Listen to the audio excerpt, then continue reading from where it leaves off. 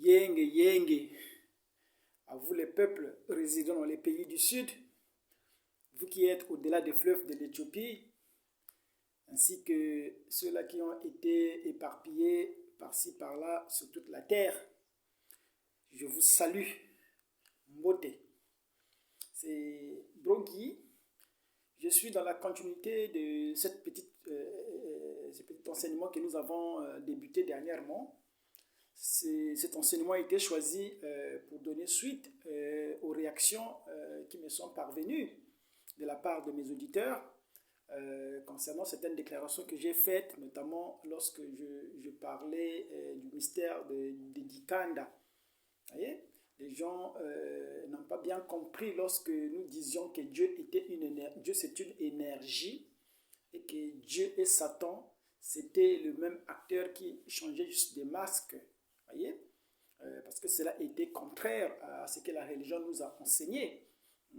Il a été prédit qu'à l'ouverture des sceaux, lorsque les sceaux ont été ouverts, voyez, le grand prophète de Dieu, il a dit clairement que cela mettait un terme à Christ et à l'Antichrist. C'est-à-dire que Satan et Dieu étaient menés à terme. Pourquoi? Parce que c'était le mystère de la dualité. Voyez-vous? C'est en cela que nous recherchons l'origine de Satan. Voyez? Parce que l'origine de Satan est à rechercher avec l'origine de Dieu. Nous avons choisi ce sujet, l'énergie sexuelle dans la spiritualité Congo. Voyez? C'était pour montrer ces différentes facettes. Nous avons lu dans Genèse 3, non? Comment le diable est venu pour tenter Ève. Quand il lui a dit, est-ce que Dieu a dit réellement? Dieu a dit réellement que vous ne devez pas manger tous les arbres du jardin. Voyez? Ève a répété l'écriture, disant que Dieu a dit que nous devions manger tous les arbres du jardin, à l'exception de l'arbre qui était au milieu. C'est en cela que le diable a dit à Ève que non, vous ne mourrez pas si vous mangez cet arbre, parce que Dieu savait que le jour que vous mangerez cet arbre, vos yeux allaient s'ouvrir. Alors, de quels yeux Satan parlait-il? Voyez? De quels yeux le serpent parlait-il? Voyez? Parce que Adam et Ève n'étaient pas aveugles. Vous voyez? Mais est-il qu'ils ne voyaient pas? Voyez? Et Satan ou le serpent savait que Adam et Ève ne voyaient pas. Il dit que le jour que vous en mangerez, vos yeux allaient s'ouvrir et vous connaîtrez le bien et le mal. En cela, vous allez ressembler à Dieu. Il dit que c'était ça la crainte de Dieu, de vous interdire l'arbre qui est au milieu. Parce que Dieu sait que le jour que vous touchez à cet arbre-là, vous ressemblerez à lui, connaissant le bien et le mal. Par cette déclaration, nous comprenons que Dieu connaissait le bien et le mal. Voyez? Mais l'homme qu'il avait créé pour être à sa ressemblance ne connaissait pas le bien et le mal. C'était ça la différence entre Dieu et Adam.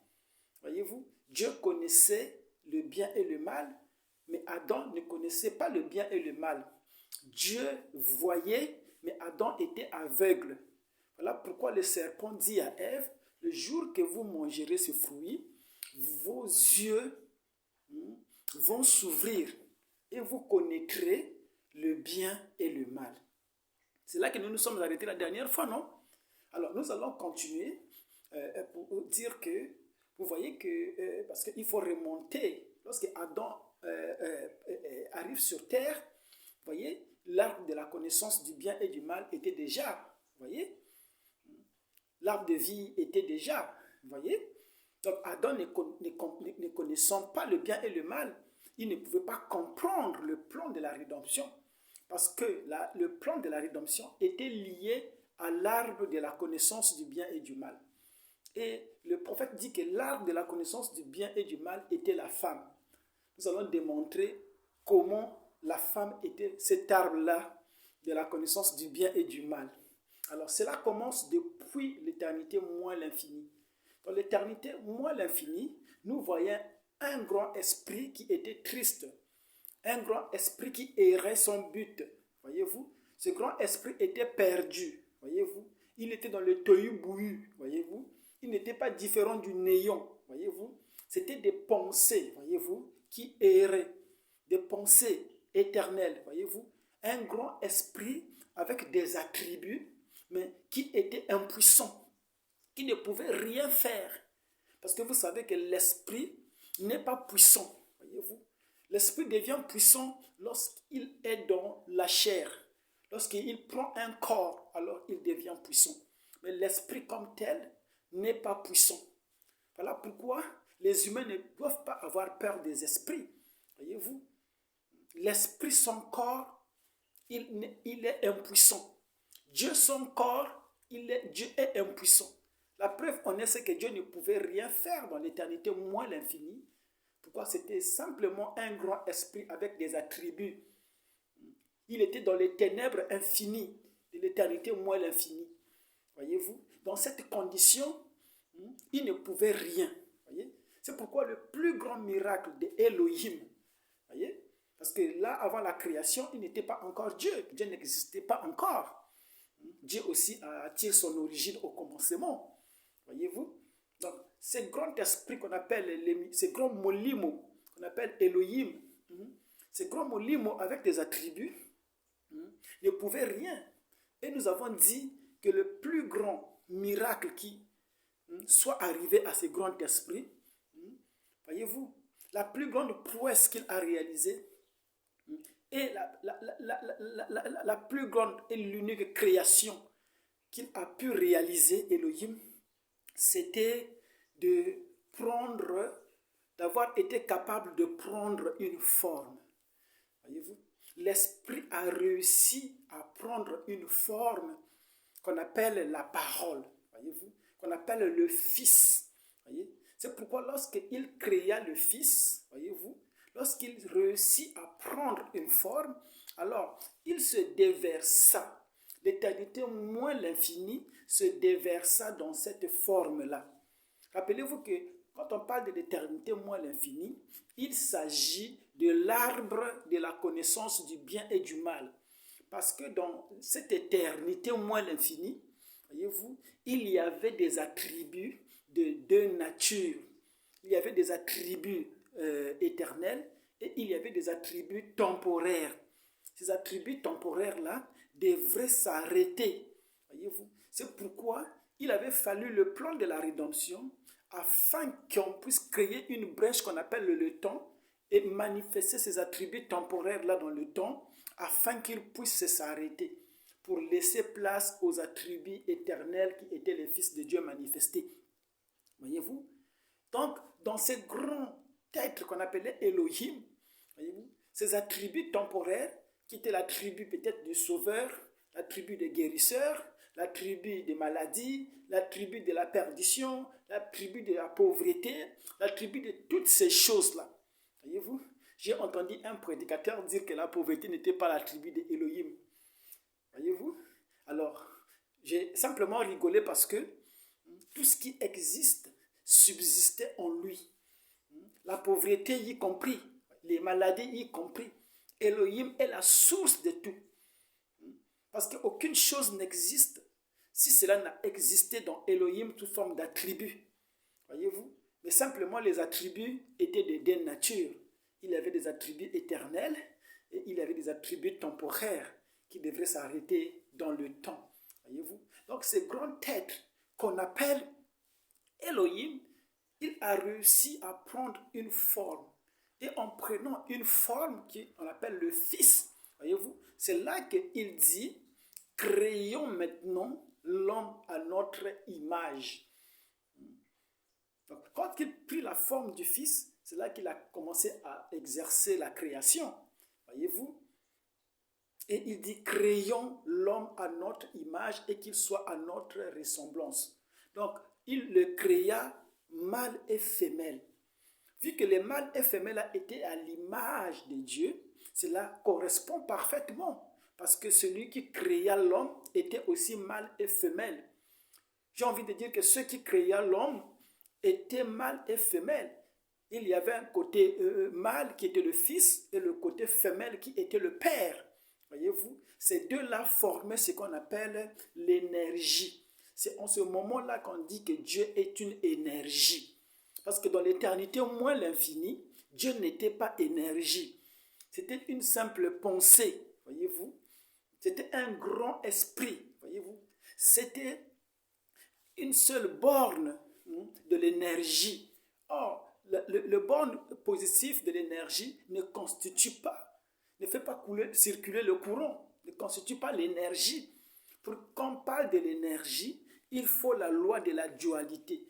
Il faut qu'il y ait deux pôles. Il faut qu'il y ait le pôle positif, le Père, le pôle négatif, le Fils, et c'est en cela, cette symbiose-là, qui produit l'énergie. Voyez-vous, le pôle mâle vient se connecter à la source qui est le pôle plus, voyez-vous, et cela produit l'énergie, voyez-vous, ce qu'on appelle être la source de tout ce qui existe. C'est là où la Bible dit que tout ce qui existe, existe par lui. C'est lui qui vivifie. Il devient l'énergie en ce moment au commencement. Mais comme nous l'avions dit, qu'avant le commencement de l'éternité, moins l'infini, il était simplement une pensée, un esprit sans puissance, sans autorité, rien de tout ça. Parce que toutes ces choses existaient sous forme d'attributs en lui, n'étaient pas encore manifestées.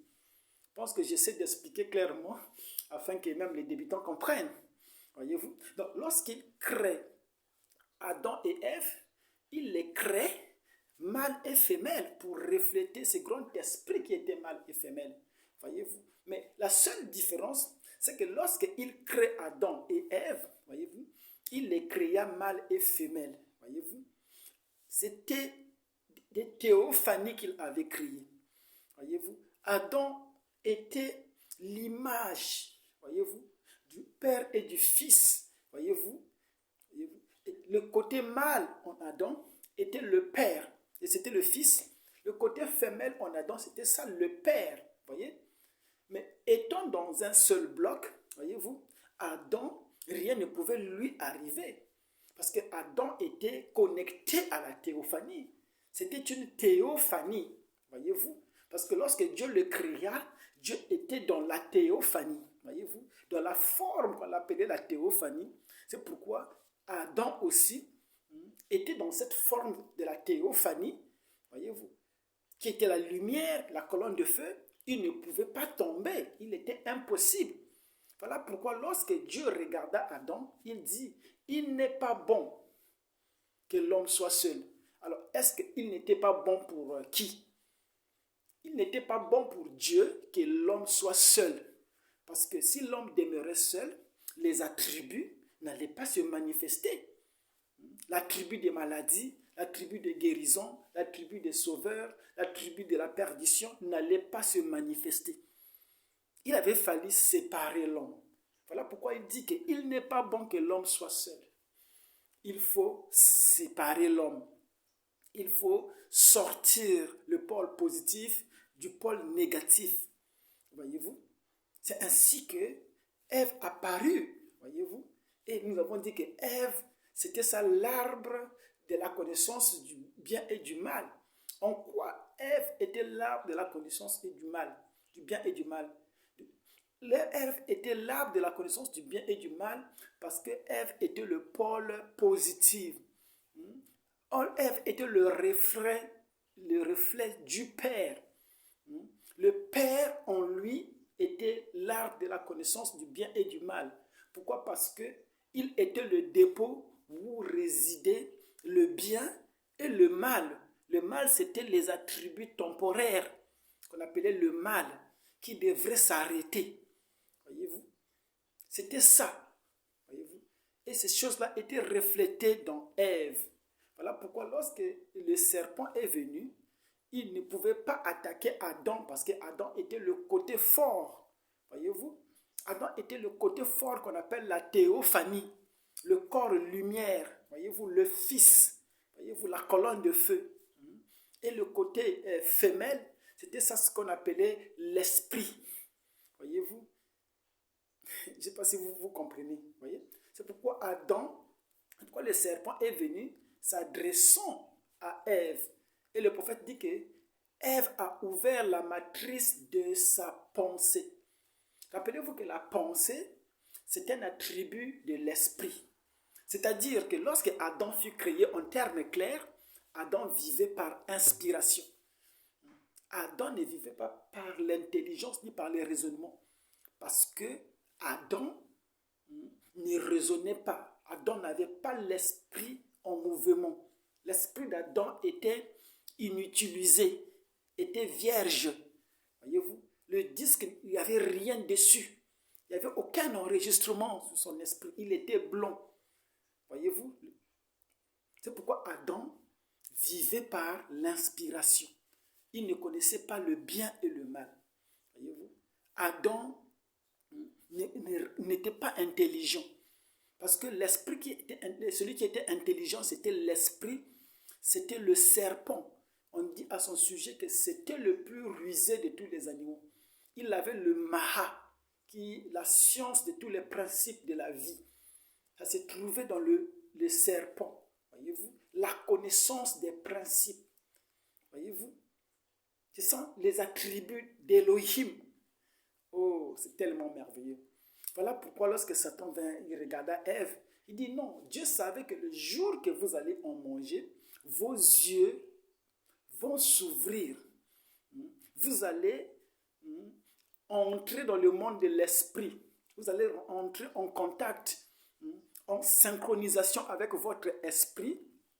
Vos yeux vont s'ouvrir et vous connaîtrez le bien et le mal. C'est ainsi que vous serez comme lui. Rappelez-vous que tout ce que le serpent avait prédit à Ève, c'est ce qui s'est fait par la suite. Cela montre qu'il n'avait pas menti. La séduction, ce n'est pas un mensonge. Voyez-vous? Il avait dit exactement la vérité, ce qui est arrivé après avoir mangé l'arbre. Voyez-vous? C'est pourquoi, lorsque le serpent, voyez-vous, réussit à convaincre Ève, Ève vit que l'arbre était bon à manger, voyez-vous, et Ève ouvrit la matrice de sa pensée, mangea l'arbre. Nous avons dit que lorsque Ève, pour les bébés pentecôtistes qui croient que c'était l'acte corporel qui s'est produit entre Ève et le serpent, ça c'est une façon très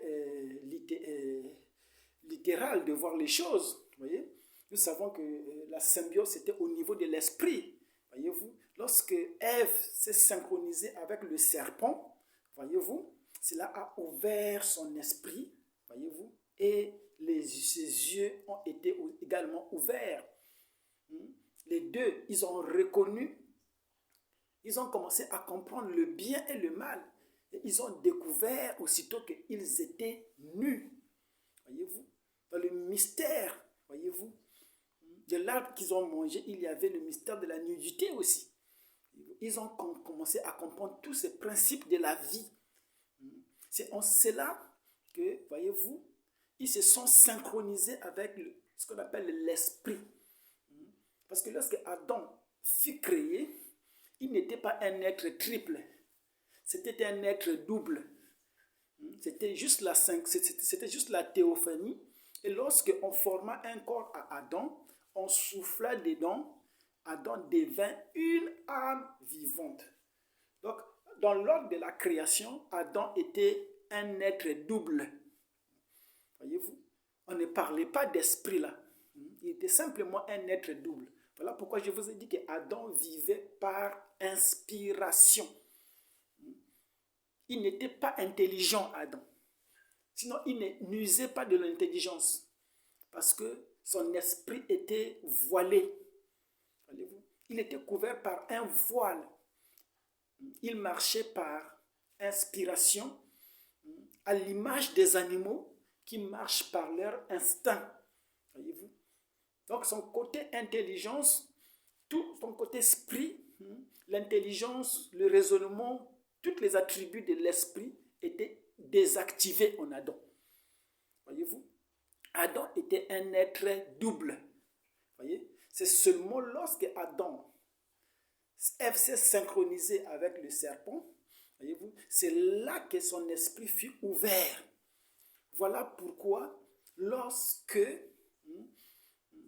Dieu descendit pour le jugement, il a dit au serpent, comme tu as fait cela, tu mangeras la poussière tous les jours de ta vie.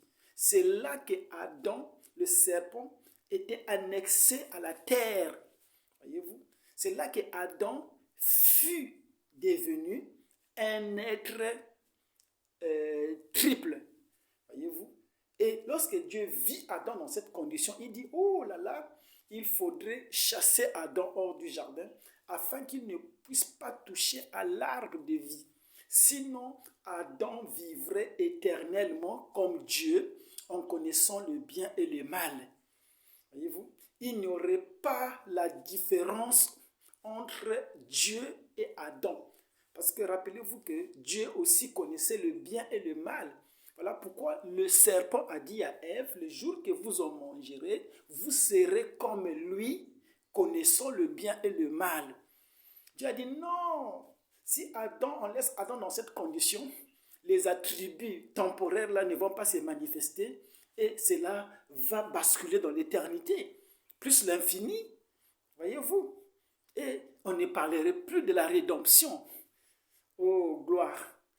Dieu a dit non, retirons la théophanie.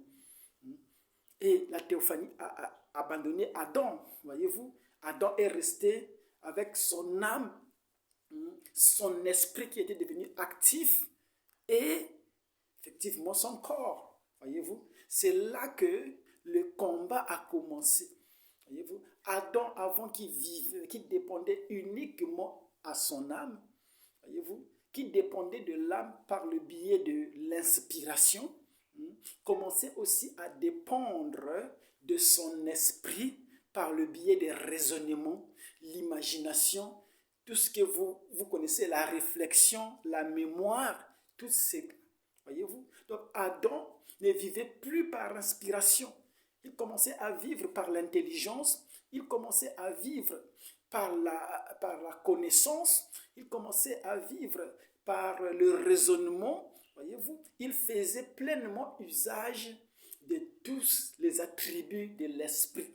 C'est ça la connexion du serpent qui devrait manger la terre tous les jours de sa vie. C'est en ce moment-là que l'esprit est rentré dans la composition de ce qui était l'homme. Et l'homme est devenu parfaitement à l'image de Dieu, voyez-vous, qui était le Père et le Fils. La différence avec le Fils et le Père et le Fils, c'est que le Fils ne faisait rien sans que le Père lui montre. Or, le Père, c'était l'arbre de la connaissance du bien et du mal, l'éternité, moins l'infini, où il y avait les attributs éternels et les attributs temporaires. Voyez-vous? Donc, le Fils était connecté au Père, voyez-vous? Et c'est le Père qui lui faisait faire des choses. Contrairement à Adam, lorsqu'il bascula, effectivement, l'esprit qui était en lui, voyez-vous, c'était le reflet de l'esprit éternel, voyez-vous. Et cet esprit-là, qu'on appelle Satan, qui s'est imprégné de cette entité-là, qui a au moins cette entité qu'on appelle l'esprit, il a fait de l'esprit son domaine, voyez-vous, c'est ça qui a créé la dualité, qui a créé le chien blanc et le chien noir, de sorte que le chien noir, c'est ça l'esprit humain, et le chien blanc, c'est ça l'âme, la théophanie, voyez-vous. Donc le combat entre Satan et Dieu a commencé à ce moment-là. Adam ne marchait plus simplement par inspiration, mais il dépendait aussi du chien noir, qui est son esprit. Voyez-vous? Maintenant, nous parlons ici de l'énergie, voyez-vous, sexuelle dans la spiritualité. Voyez-vous? Tout comme le Fils, il ne pouvait rien faire sans puiser dans le pôle négatif. Voyez-vous? Pourquoi? Parce que pour qu'il y ait le courant, voyez-vous que vous prenez la prise qui est mal, vous connectez dans la source qui est le pôle positif pour que l'énergie puisse circuler. Voyez-vous, l'énergie, le dépôt de l'énergie réside dans le pôle positif.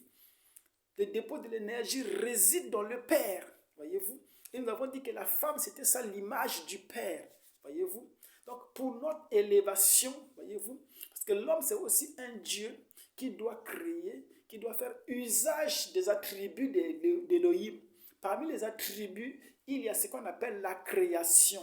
Voyez-vous, or pour la création, l'homme a besoin de l'énergie.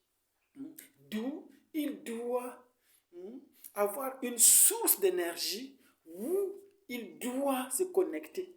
Voyez-vous, pour faire passer l'énergie. Voyez-vous, le pôle le pôle négatif doit être connecté au pôle positif, comme le Fils devrait être connecté avec le Père pour créer, voyez-vous, pour être la source de l'énergie. Voilà pourquoi dans le domaine de la procréation biologique, voyez-vous, le mâle doit aller se connecter à la femelle. Voyez-vous, le mâle c'est celui qui entre dans la femelle. Pourquoi? Parce que pour aller chercher. Pourquoi? Parce que la femelle est un dépôt en elle. Voyez-vous, le mâle entre, voyez-vous, dans la femelle pour aller déposer l'énergie. Voyez-vous, et la femelle c'est un dépôt. Voyez-vous, c'est ça qui fait que l'homme entre dans la procréation. Voyez-vous, c'est cette connexion-là, cette connexion physique, voyez-vous, est le reflet d'une connexion spirituelle, voilà, qui se passe lorsque les deux pôles se rencontrent. Voyez-vous, il y a une fusion. Voyez-vous, et cette fusion-là, ça produit un volcan. Voyez-vous, un homme spirituel, c'est un homme qui sait canaliser cette énergie. Voyez-vous, au-delà de ce qui est charnel, voyez-vous, il y a le spirituel. Voyez-vous, et l'homme spirituel, voyez-vous, qui se synchronise, qui a la maîtrise de la synchronisation de ces deux types, voyez-vous, de pôles qui produisent l'énergie. Lorsque vous arrivez, vous parvenez à canaliser cette énergie, alors vous faites des grandes choses comme l'a fait Dieu au commencement. Lorsque il y a eu fusion d'Élohim avec la colonne de feu, Élohim avec le Fils, avec la lumière, c'est ça qui a produit le monde que nous voyons. Ce qu'on appelle l'énergie sexuelle qui ouvre la spiritualité. Voyez-vous?